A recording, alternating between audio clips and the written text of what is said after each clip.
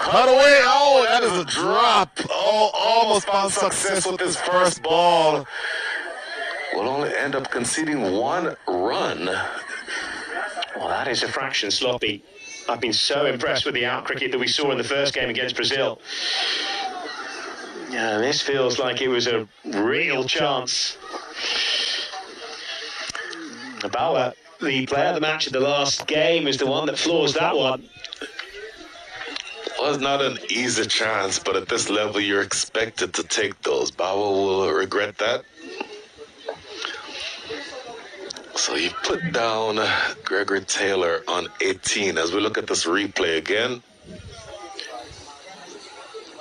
cut hard, but it certainly gets to him. Probably 4 inches off the ground. That's one you really want to take at backward point.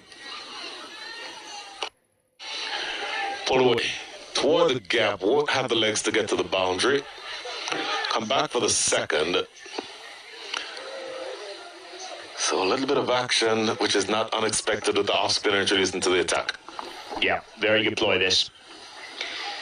Inside the power play, but don't you worry about that. You suspect Ingleson will bowl a fair bit at this phase against these two left-handers, taking the ball away from these two bats.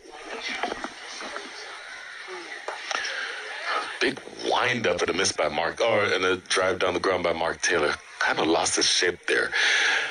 Be interesting to see if there's any turn on offer. Haven't seen very much of it yet, but that would be the thinking when you bring your off spinner in to face the two left-handers. Yeah, I think the other thing you've got with Ingleson is he's tall. Must be around about 6'3", I'd imagine.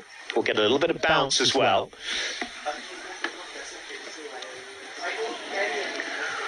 Goes past the outside edge here.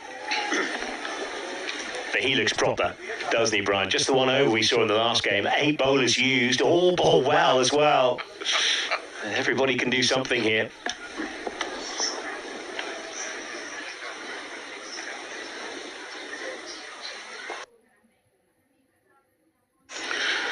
Stroke down the ground. Should just be a single here. So Nathan Ingleson, and more importantly, could have had a wicket with his very first ball. End of 5, 35 with the loss. I mean, just going back to the squad, yeah, they left out Sagar Kumar Ahir, who I thought bowled beautifully in the first game. So it gives you an idea of the strength and depth that this Panama have at their disposal. Meanwhile, Bahamas will be pretty happy, weren't they? 35 off 5 overs, going along at 7s, certainly on target for the average first innings score here. The high was over number 3, that went for 11. Farzan Patel going over 10 on that occasion. But it's been a pretty impressive start for Bahamas on, this is a seriously slippery banana skin Panama that they're facing here. Even though they've got the benefit of a 2-1 head-to-head record to the positive.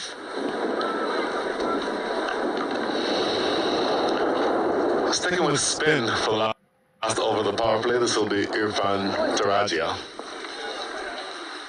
And a bevy of spinners, we talked about that earlier. Panama really does have good spinners.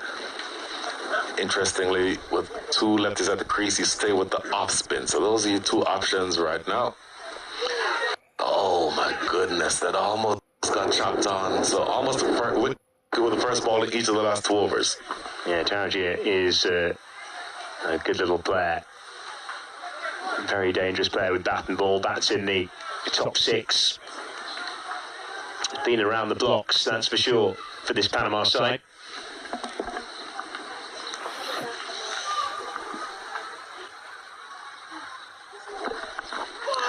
Looks to pull it away.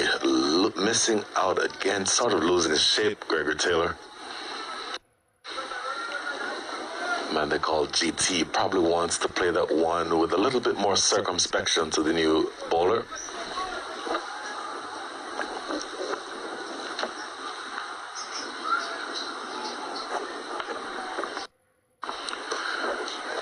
Bit of a loose delivery, gets away with it. Just cost him a single down the ground. Yeah, Tarajia will have very fond memories of playing the Bahamas. Picked up 3 for 22 last time these two sides played in the qualifier back in 2024. Actually was player of the match in the first win, or one of their only 2 wins actually in the competition against Suriname, with 35 off 32 and 1 for 13. Experienced campaigner. Good over. Bear in mind, this is the last over the power play. Over number 5 only went for 5 runs, could have had a wicket, and just 2 deliveries remaining in over number 6. Just 1 run conceded already. So the spinners are doing the job, pulling the scoring rate back.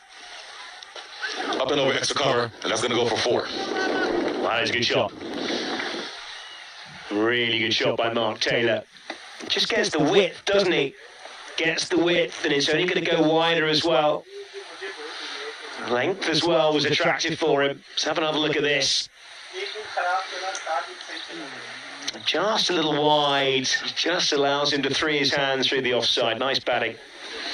Yeah, you lose your advantage, don't you, as a right-handed off-spinner ball into a lefty when you start that wide, because all the ball will do is continue to go wider, and then that advantage is lost. Run out opportunity. Gets home safely in the end. So a dot ball to close things out. On balance, a really good over, though. Good power play for Panama. They pulled things back in the last 2 overs of that power play. 10 runs from the last 2. End of 6, 40 without loss. Yeah, really good power play. 40 without loss. Second highest power play of the competition so far. 47 without loss was Panama's yesterday in that game, or 2 days ago against Brazil. But the fact they haven't lost any wickets here, it's a really